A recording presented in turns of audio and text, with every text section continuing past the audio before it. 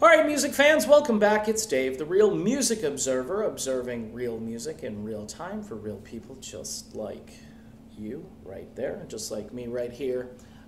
In this video, the daunting task of talking about the greatness of Freddie Mercury.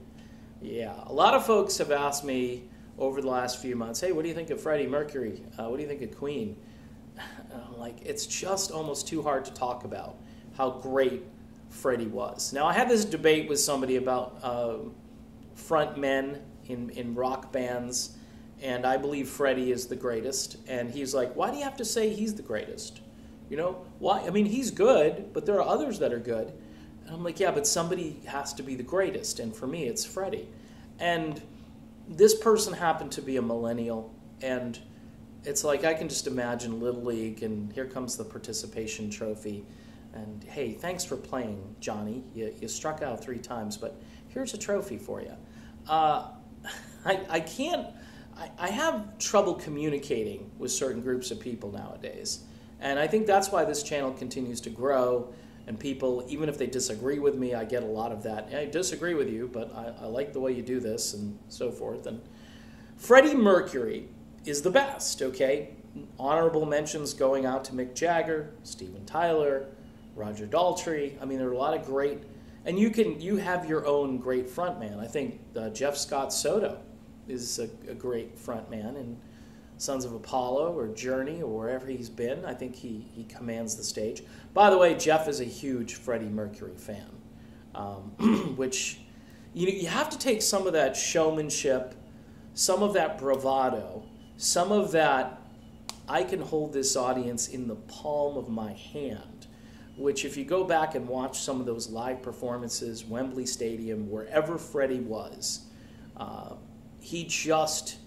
it's like they're hanging on his every word, his every move. I mean, not only is he a crazy athlete on stage running around and doing great things, but he's posing, he's doing the showmanship, he's doing the performance. I think Dennis DeYoung gets some of his performance antics, or however you want to describe it. He takes a little bit from Freddie Mercury. And a lot of the great frontmen who came later on, those guys were all borrowing from Freddie. Freddie, vocally speaking, in his prime, before he got sick, I mean, here's a guy who could pretty much do anything with his voice. And he used it. I mean, he would lead that band, okay? It helps when you've got Brian May and Roger Taylor, and it's a band that was just had all the ability to keep up with Freddie and do what Freddie wanted.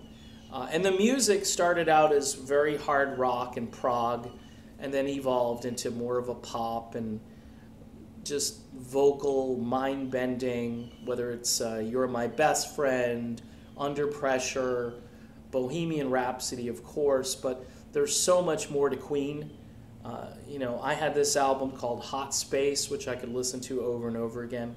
I had The Game, which when it came out was just with Another One Bites the Dust. I remember just screaming up the charts to #1, and I was like, hey, I've got the album. I was so happy. The whole thing as an album was just amazing.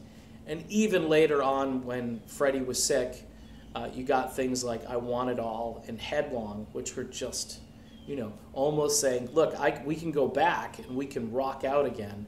And unfortunately, we lost Freddie way too soon.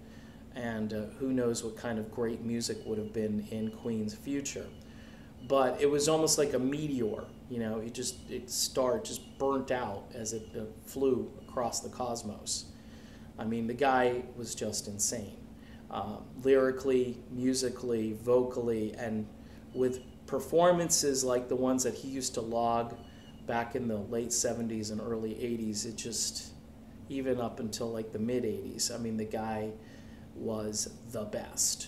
So that's my little video on Freddie Mercury, a daunting task to talk about how great he was. I think a lot of people have forgotten because he's been gone for a while.